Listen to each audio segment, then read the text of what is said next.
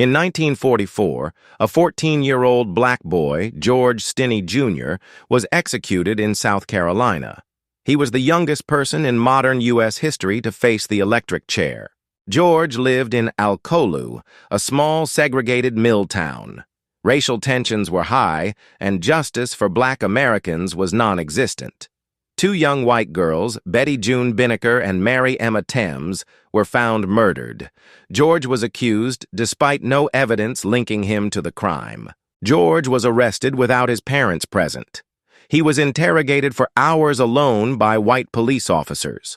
Authorities claimed he confessed, but there was no written or signed statement from George himself. George was so small, at just 5 feet 1 inch and 95 pounds, they had to use a Bible as a booster seat for the electric chair. He was executed just 83 days after his arrest. He was denied an appeal, and his family was never allowed to say goodbye. Decades later, in 2014, a South Carolina judge vacated George's conviction. The ruling cited a lack of evidence and the violation of his rights. George's case remains a haunting example of racial injustice. It highlights the systemic bias black Americans faced, and still face, today. George Stinney Jr. should never be forgotten.